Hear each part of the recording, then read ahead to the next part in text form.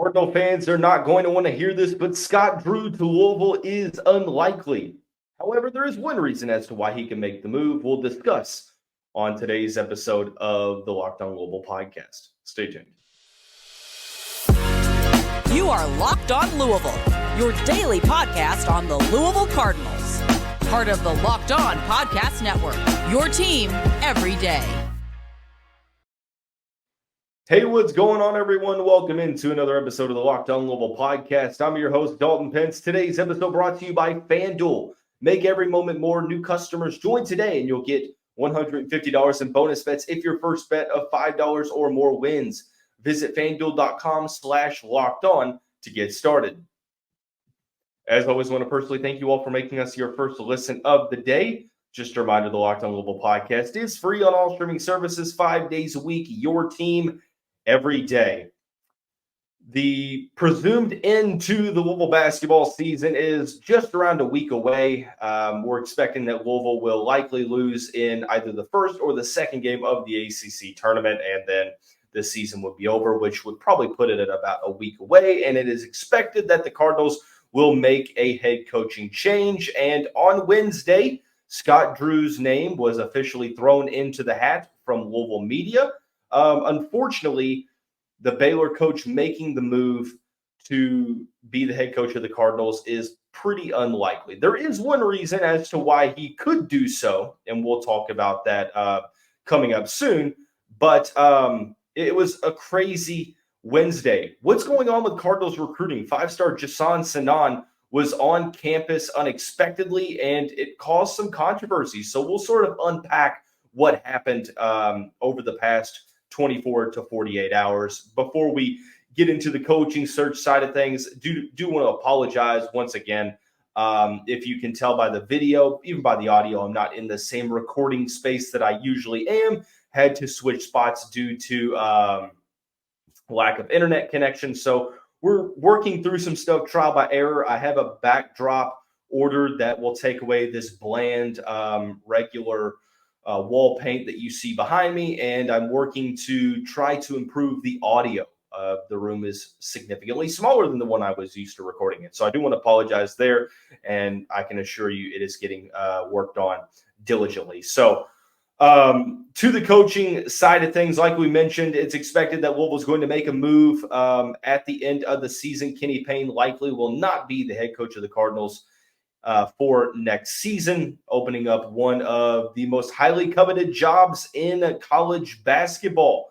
On Wednesday, Drew Diener on the Diener Show with Mark Blankenbaker essentially put out there that Scott Drew was the number one option for the Cardinals, and this is extremely believable. I mean, to make a long story short, Drew is one of the best coaches in college basketball.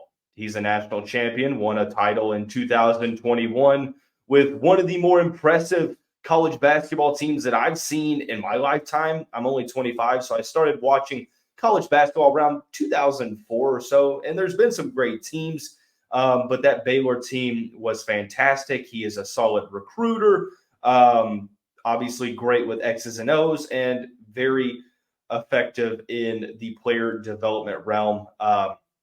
So this makes sense. I mean, Scott Drew is one of the best coaches in the country. I'd say probably top 5 is a safe bet. And it makes sense as to why Louisville would go for Drew. I mean, Josh Hurd is big game hunting. You're going for the best of the best.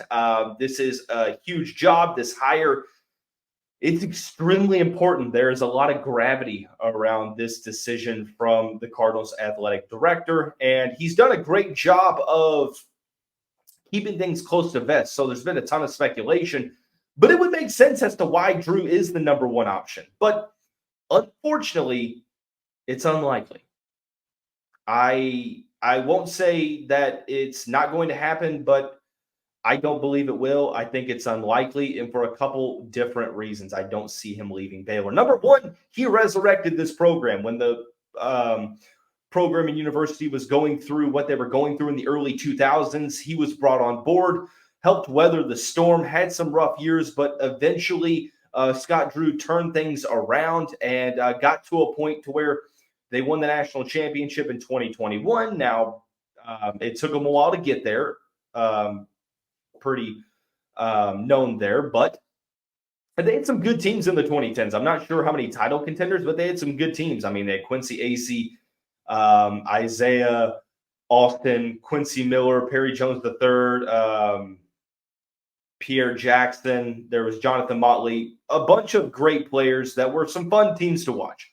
He resurrected this program. He is a local celebrity in Waco. Obviously, his legacy is tied to this basketball program.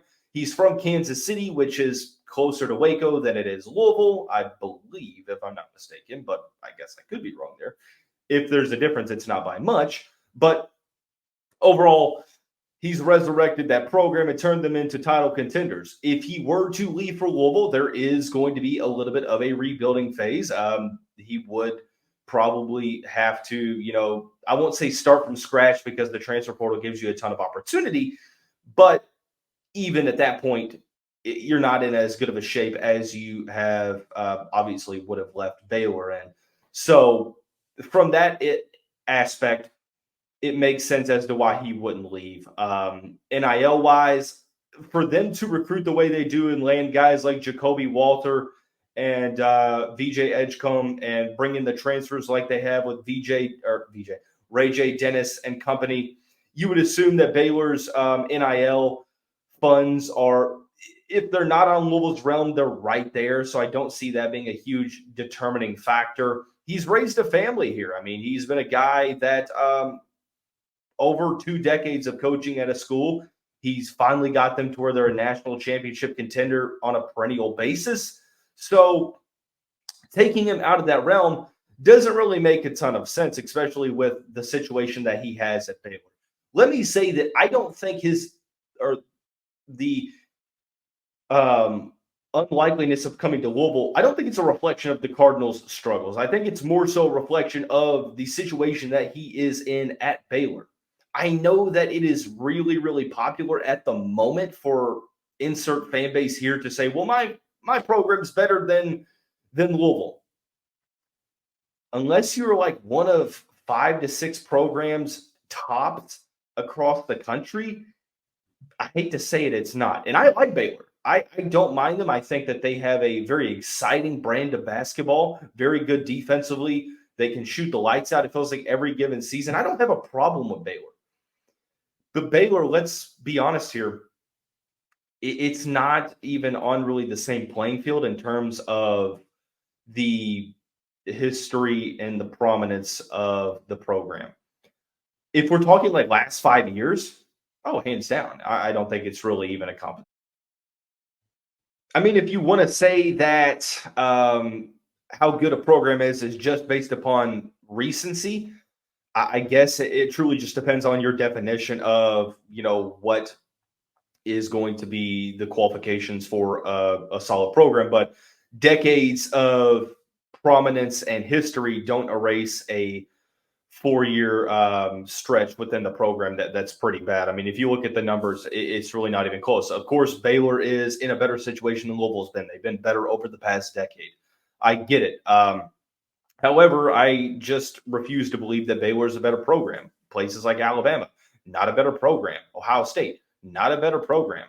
Baylor, by the numbers, 1 regular season conference championship. Louisville has 3. They have 23. Let me rephrase there. I completely messed it up. I'm looking at the wrong thing. Baylor has 1 national championship. Louisville has 3. Baylor has 7 conference regular season championships. Louisville has 23. They've been to the tournament 15 times. Louisville has been 43 times. They've been to the Sweet 16 5 times. The Cardinals have been 28 times. They've been to the Elite 8 6 times. Louisville's been 14. Final 4, 3 for Baylor, 10 for Louisville. I mean, the numbers, it's completely skewed. Louisville is the better program. They're one of the top 6 to 7 programs nationally in the country. The Cardinals are a sleeping giant program. Again, I don't say this to disrespect Baylor at all. And if you take it that way, I do apologize to the Baylor fans listening to this. I actually really, really respect, what Drew has been able to do with the Bears program. I'm saying that despite how good they have been recently, it's not even a competition in terms of the history behind each program, and nothing's wrong with that, but I'm just saying that to prove a point. So, Louisville's one of those programs that recency bias has really taken a toll. If you want to say, well, the 2011 to 2015 with all the scandals and stuff, if you want to throw that out there and say that, oh, well, it takes away stuff. Yeah, I suppose that Derrick Rose never played college basketball. Reggie Bush never played college football. But if that's the road we're going to go down, then so be it. But it is what it is. We all watch those games, and I mean, I lead my case there. Even if you take away the accolades of that, Louisville still, it's not even close. But I don't think Scott Drew would leave Baylor for any jobs open up. I mean, maybe you could say Kentucky. I know that there's some fans down the road that believe that Scott Drew would be the coach in waiting. I don't buy that. I think Scott Drew is in a perfect situation in a program to where he has spent 2 decades building to where he has wanted to be, and it's finally there. He just helped design an arena.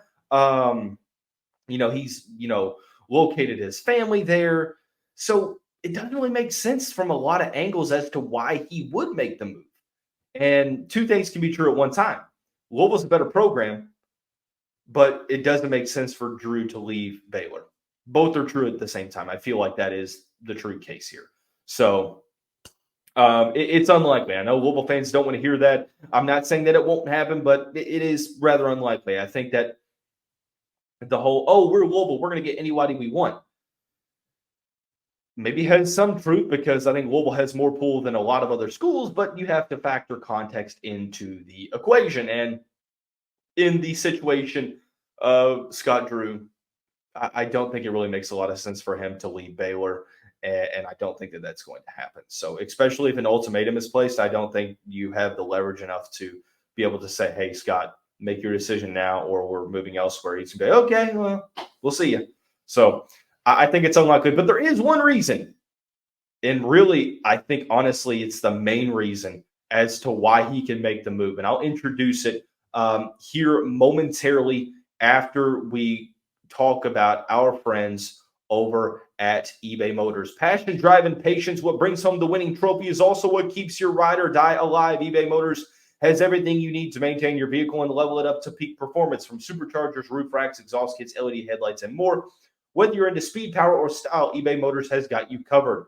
With over 122 million parts for your number one ride or die, you'll always find exactly what you're looking for. And with eBay's Guaranteed Fit, your part is guaranteed to fit your ride every time, where you get your money back. Because with eBay Motors, you're burning rubber and not cash. With all the parts you need at the prices you want, it's easy to turn your car into the MVP and bring home that win. Keep your ride or die alive at ebaymotors.com. Eligible items only. Exclusions apply. eBay Guaranteed Fit, only available to U.S. customers. Cardinal fans, thanks again for making Locked On Louisville your first listen of the day. Just a reminder, Locked On has launched the first ever national sports 24 streaming channel on YouTube, and now it's also available on Amazon Fire TV and the free Fire TV channels app. Locked On Sports Today is here for you 24/7, covering the top sports stories of the day with the local experts of Locked On, plus our national shows covering every league. Find Locked On Sports Today, now available on the free Fire TV channels app. Welcome back to this Thursday edition of the Locked On Louisville podcast, Thursday late night edition of the Locked On Louisville podcast. Most probably are tuning in on Friday, so speaking to some in the future here. But talking about Scott Drew, he's been the first candidate that we've talked about. I've really refrained from talking a lot about basketball because I feel like I was, singing the same old song, talking about, well, the effort's not there, the X's and O's aren't there, recruiting's hurting, PR issues have been a thing. I said, let's just talk about football until we get closer to the end of the season. Well, Scott Drew's name has been thrown out there, and although it's unlikely that he would come to Louisville, I think that there are some things that could be of interest. Number one, I think arguably Louisville is a blue blood program. I would argue that they would. Others would say no. I think that they have the historical prominence from the 70s, 80s, 90s, into the 21st century to warrant that. They have multiple national titles. They have been to a multitude of Elite Eights, Final Fours, Sweet 16s, All-Americans, had Hall of Fame coaches, Denny Crum, Rick Pitino. Regardless, ultimately, I think that you have one of college basketball's most historied programs now opening up. And maybe there is some allure there. Maybe there is some, desire to go to a larger university, but I doubt it. I mean, I think that, there's the religious appeal of Waco as it aligns to what, Scott Drew, aligns with religious wise. It's home for him. I don't really buy that, or put it this way, I don't think that that's huge in terms of the deciding factors. And I think maybe the better program thing is taken away a little bit due to that the context is there. So Scott Drew being in a better situation at the moment than what he would have to try to get to at Louisville. He's 53 years old. Does he want to go through a rebuild? I don't know. So, but the history program, you have state-of-the-art facilities with the KFC Yum Center. But if it's true that he had a hand in designing a smaller arena to have a more intimate feel, from the crowd and the crowd noise, then obviously that wouldn't be that large of an upgrade. Either the market for college basketball could be one of the reasons. I personally think that, statistics have shown over the past decade or couple of decades that this area, speaking of Louisville and the rest of Kentucky, is one of the top basketball markets in the United States. Not only college basketball, but pro basketball as well in terms of viewership. And Louisville's a sleeping giant. It's a college town. It is a place where, basketball, when they are good, it rules this city. So maybe that has a draw to it. I think all of what we talked about here in the past couple minutes, I don't think that there is a ton of persuasion that those factors are playing. The only reason why he would make the move, or he could make the move, is if, and this is a big if, don't get me wrong, because you're playing into the psychological aspect of things, is if he wants a new challenge. Simply put, that's what it comes down to. Because if you stack things side by side and you look at the pros and the cons of leaving Baylor for Louisville, there are pros, but the cons are right there, and they're probably a little bit louder. They're probably written in Sharpie as the other ones are written in regular pen ink.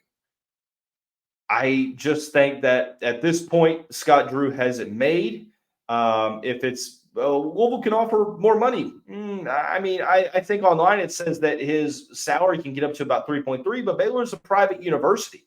They don't necessarily have to disclose what Scott Drew's actually making. And if he's making $3 million, that reminds me a lot of like Michael Scott. If there's any Office fans on here, where Daryl goes to Michael Scott and Michael's like, I can't give you a raise because you'd be making more than me. And Daryl's like, dude, you've got to go to corporate to get a raise.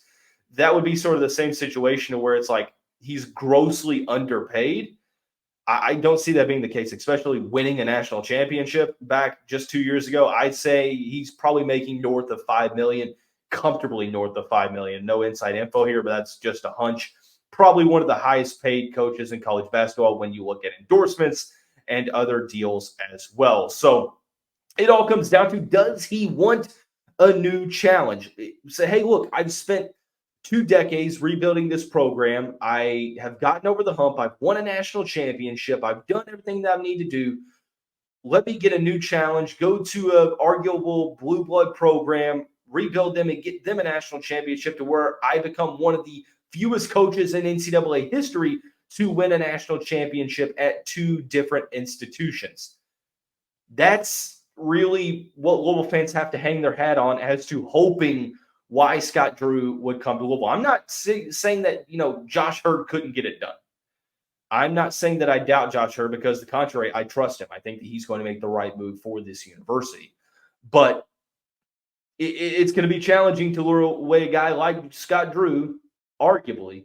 So I am not going to sit here and try to give you a lecture as to the ins and outs of human psychology and the brain, but it's a psychological thing. It is all about where the mental of Scott Drew sits. Is he wanting a new challenge? I mean, if he truly had a hand in the development of this stadium or this arena, if he's building a new house like people say, I mean, you see where the dilemma is. The hope is there, but it's not like the door is slightly open. It's like the door is shut and there's just a little bit of light underneath the door itself that you can see from the hallway. And you're hoping that you can stick a coat hanger up under the other side of the door to unlock it and pull the door open. That's really sort of the analogy that I would fit in here. But it's unlikely that Drew comes to Louisville. The one reason as to why he would is if he wants a new challenge. So it's going to be a lot of moving parts over the next couple of weeks as it relates to the coaching search. We will obviously update accordingly, and we'll talk about it in depth. But I want to talk a little bit about recruiting because Wednesday was one of the weirdest days in Louisville basketball history. A 5-star was on campus, and people were mad. Woo! We're going to talk about it after we talk about our friends over at Amazon Fire TV. Fire TV is your destination for sports. One of the reasons I love it is that you can go from live games to highlights to in-depth analysis, and it offers amazing viewing experiences with smart TVs and the Fire TV stick that you can plug into your existing TV that gives you access to 1 million movies and TV episodes. Fire TV recently created Fire TV channels to deliver a constant supply of the latest videos from your favorite sports brands, all for free. That includes all of us at Locked On and most of the big pro leagues and college conferences as well. If you haven't checked out Fire TV channels, you should. Trust me on this. To learn more, visit www.amazon.com/LockedOnFireTV. Once again, www.amazon.com/LockedOnFireTV. Already the final segment of this Thursday/Friday, whenever you're tuning in, episode of the Locked On Louisville podcast. Scott Drew, we just had a lengthy conversation about, probably not the last time we'll talk about him, but I wanted to transition over to recruiting, where we talked about Kevin Knox, Joson Sanon. I assume I'm pronouncing that the right way. If I'm not, then forgive me. But 2 5-stars, Knox in 24, Sanon in 25, who has been linked to a possible reclassification back into 2024, or into 2024, I should say. Rick Bozich came out with an article from WDRB saying that if Payne gets a third year, these guys are coming to Louisville. Now, I think it's pretty obvious writing on the wall that at this point in time, barring something completely unexpected, Payne is not going to get that third year. But Sanon was on campus Wednesday. And it all started in a weird situation. Trilly Donovan tweeted out that he's going to be making a visit. Sanon responded with a picture of him not in Louisville, but ultimately he was able to make an unofficial visit. Took a picture with Kenny Payne. Today posted pictures of his visit in Louisville attire. But what riled up Kentucky fans, what riled up Louisville fans is that same night he ended up making the trip to Lexington, watching the Kentucky game, and staying overnight in Lexington. And Mark Ennis of The Drive on ESPN 93.9 The Ville, I don't remember the exact wording of the tweet, but it really inspired the thought that I'm having, and it sort of epitomizes the harsh reality of where we're at right now. Louisville had a 5-star on campus, and Kenny Payne's tenure has been so bad that fans were pissed that there was a 5-star on campus, presumably a week before you would expect Kenny Payne to be let go.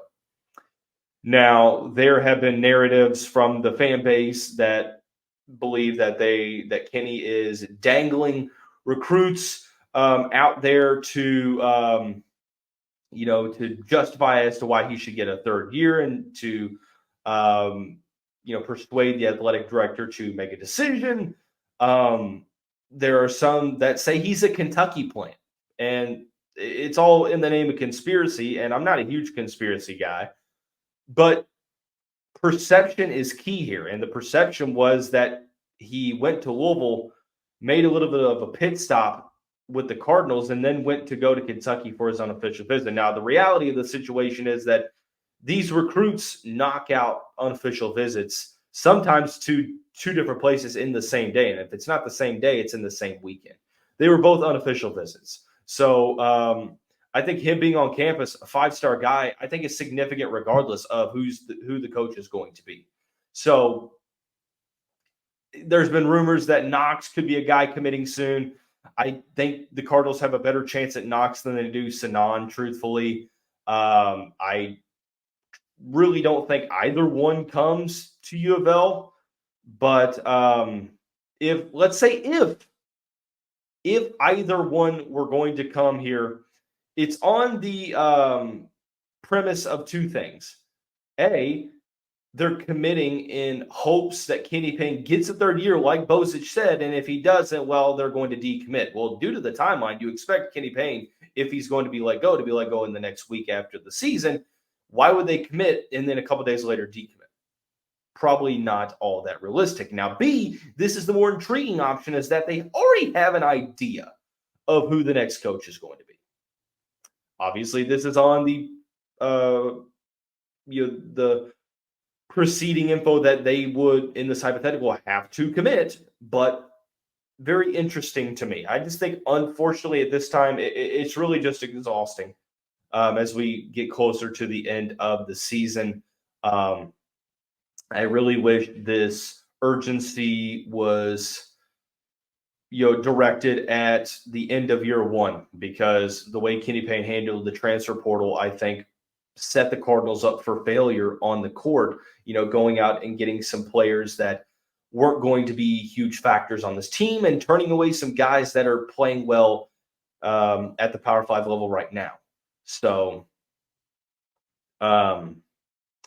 truthfully, I mean, I'm not really overreacting to it. It perception-wise, it looks terrible. I'm not really a conspiracy theorist thinking that Kenny is a Kentucky plant or anything, or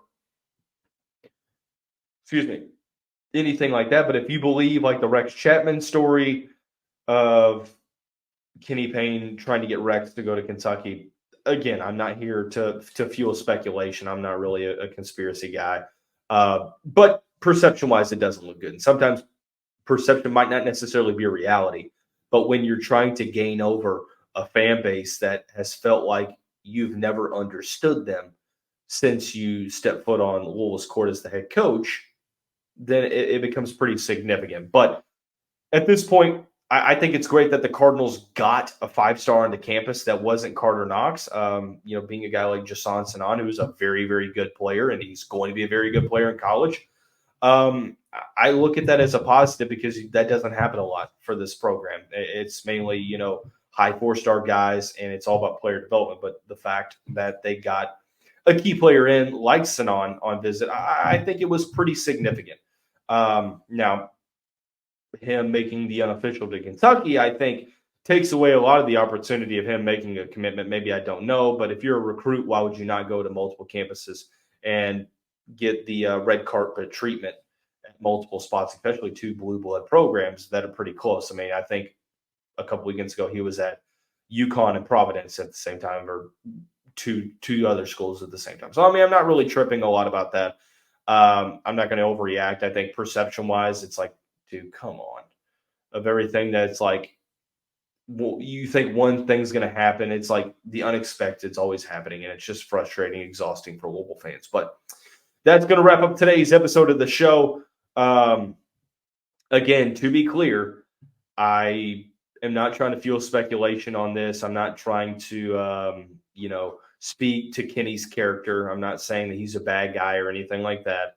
I'm just simply, stating how the fan base is feeling at this point. I don't know Kenny like that, so I don't really feel comfortable speaking to his character. But you can tell that he cares about his players. And unfortunately, things just haven't worked out on the court. So me talking about the conspiracy theories isn't necessarily me agreeing with those. It's just introducing them because that was the topic of conversation. But that's going to wrap up, like I said, today's episode of the show. We'll see you right back here.